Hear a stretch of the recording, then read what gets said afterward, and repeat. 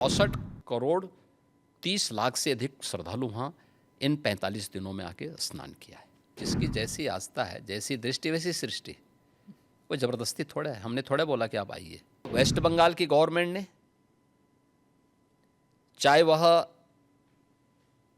कांग्रेस ने, आरजेडी ने या समाजवादी पार्टी ने, महाकुंभ के बारे में जो भी बात कही है वो उनके तुष्टीकरण की पराकाष्ठा का उदाहरण है, भारत की आस्था का अपमान करने का एक उदाहरण है। वह मृत्युंजय महाकुंभ था और महाकुंभ में जो भी आया अभिभूत होकर के गए। महाकुंभ में करोड़ों लोग आए थे। आपने जो फाइनल नंबर्स जिस पर हुआ था, टैली हुआ था, इस नंबर की आपने पुष्टि कैसे की कि कितने आए थे? देखिए, यहाँ पे महाकुंभ के दौरान एक हम लोगों ने सीसीटीवी कैमरे लगाए थे। हम लोगों ने एआई टूल के माध्यम से हेड काउंटिंग की व्यवस्था की थी और ये भी उसमें हम लोगों ने व्यवस्था की थी कि एक व्यक्ति का चेहरा दूसरी बार काउंट न हो। 24 आवर्स में कोई व्यक्ति हो सकता है 2 बार 3 बार, क्योंकि बहुत सारे लोग जो आए थे, बहुत सारे लोग ऐसे 2-2 3-3 बार 24 घंटे में स्नान कर रहे थे, लेकिन काउंट एक बार हो। फेस रिकॉग्निशन की व्यवस्था भी उसमें की गई थी, हेड काउंट करने की व्यवस्था की गई थी और उसको काउंटिंग करके फिर हर 24 घंटे के बाद हम उसके रिजल्ट को सामने, हर दूसरे घंटे में वो रिजल्ट सामने आता था। टोटल फिर 24 घंटे में करके वो फाइनल उसका वो बनता था, डाटा तैयार होता था। और बाकायदा उसके लिए हम लोगों ने एक वहाँ पे एक इंटीग्रेटेड सेंटर तैयार किया था जहाँ के माध्यम से इन सभी चीज़ों की मॉनिटरिंग होती थी। तो ये सभी काउंट उसी के माध्यम से हम लोग वहाँ कर रहे हैं। तो कितने नंबर हुए फाइनली? 66 करोड़ 30 लाख से अधिक श्रद्धालु वहाँ इन 45 दिनों में आके स्नान किया है।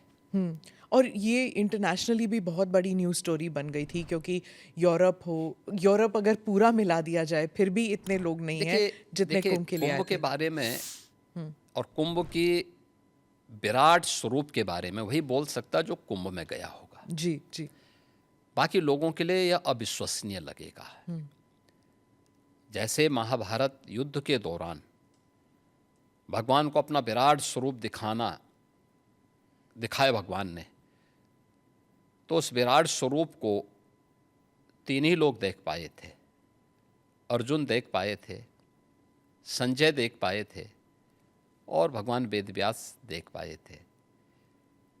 तो ये 3 तो भगवान के स्वरूप को पहचान गए थे और संजय ने इसीलिए धृतराष्ट्र को कहा कि देखो, याद करना, भगवान के स्वरूप को देखने के बाद मैं कह सकता हूँ कि जहाँ श्री कृष्ण हैं विजय वहीं होनी है, क्योंकि वहीं धर्म है, वहीं सत्य है।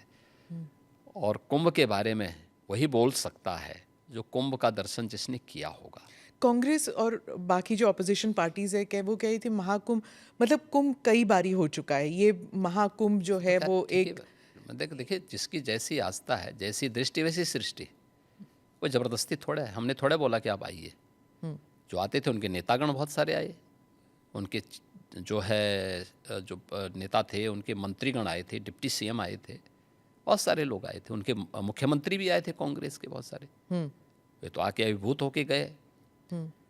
अब जिनकी जो जैसी दृष्टि हो, कह रहे थे इन्होंने बीजेपी इवेंट बना दिया, जैसे कि बीजेपी इवेंट नहीं, बीजेपी शासित सरकार, केंद्र और राज्य सरकार मिलकर के जन सुविधाओं का ध्यान रख रही है, जनता जनार्दन का ध्यान रख रही है, आस्था का सम्मान दे रही है। और कुंभ का यह स्वरूप जो देखने को मिला है, आखिर 1947 से लेकर के और ज़्यादातर समय तक 2014 तक, तो ज़्यादातर समय तक कांग्रेस ही देश में शासन की है। तो उन्होंने इस दौरान क्यों नहीं किया? उनको बहुत बार अवसर मिला था। प्रदेश में भी 1947 से लेकर के और 1989 तक कांग्रेस की सरकार ज़्यादातर रही है। तो उन्होंने इस दौरान क्यों नहीं जन सुविधाओं का ध्यान रखा? उस समय कुंभ के इस विराट स्वरूप को और वैश्विक स्वरूप को क्यों नहीं प्रस्तुत किया? कुंभ के बारे में देश के अंदर एक सकारात्मक भाव पैदा हो और ये वैश्विक मान्यता इसको प्राप्त हो, तो मोदी जी के कारण आज संभव हो पाया है। प्रधानमंत्री मोदी जी ने यूनेस्को से 2019 में प्रयागराज कुंभ को मानवता की अमूर्त सांस्कृतिक धरोहर के रूप में मान्यता दिलाई। जी। दुनिया के सभी मिशन को प्रयागराज में आमंत्रित करने की कार्रवाई को आगे बढ़ाया। दुनिया के देशों के प्रवासी भारतीयों को कुंभ के आयोजन के साथ जोड़ने का काम किया। 19 में प्रवासी भारतीय दिवस का आयोजन वाराणसी में कराया गया और इन आयोजनों के साथ दुनिया के लोगों को जोड़ने का अभिनव कार्य भी ये प्रधानमंत्री मोदी जी के साथ हुआ। और कुंभ का मतलब भव्य और दिव्य हो, स्वच्छता, सुरक्षा और सुव्यवस्था उसका मॉडल बने, जनता जनार्दन की सुविधा और उनकी आस्था का सम्मान करना हम सीखें। मोदी जी ने जो विजन दिया आज जो जमीनी धरातल पर दिखाई दे रहा है, तो जनता जनार्दन ने इसको हाथों हाथ लेकर के पूरा देश उमड़ पड़ा, पूरी दुनिया उमड़ पड़ी।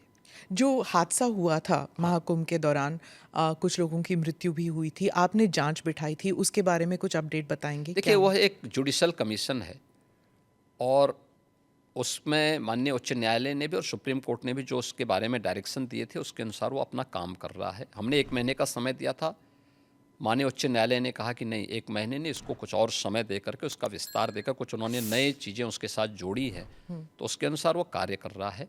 और उन सभी तथ्यों को लेकर के जो राज्य सरकार ने उसके लिए तय किए थे और माननीय न्यायालय ने जो उसके बारे में उसका थोड़ा विस्तार दिया है, इसको लेकर के वो अपना कार्य कर रहे हैं। उसमें सभी पक्षों से वो बातचीत भी कर रहे हैं, बयान ले रहे हैं, साक्ष्य कलेक्ट कर रहे हैं और फिर उसके बाद जो भी फाइंडिंग आएगी तो उसकी रिपोर्ट वे लोग देंगे, तो फिर इस पर हम लोग आगे कार्रवाई करेंगे। ममता बनर्जी ने कहा कि प्रबंध सही नहीं थे, उन्होंने मृत्यु कुंभ कहा, इसके बारे में मैंने कहा ना, जिसकी जैसी दृष्टि होगी है। मैं कहता हूँ बंगाल के प्रतिदिन 13 जनवरी से लेकर के और 26 फरवरी तक 50,000 से 1 लाख श्रद्धालु पर डे वहाँ से आता था प्रयागराज में। और वो स्वाभाविक रूप से इस भीड़ को देख करके वेस्ट बंगाल की सरकार स्वयं घबरा गई, क्योंकि उनके रेलवे स्टेशन, उनके एयरपोर्ट पर हर कोई प्रयागराज आने के लिए उतावला था। लेकिन चाहे वह वेस्ट बंगाल की गवर्नमेंट ने, चाहे वह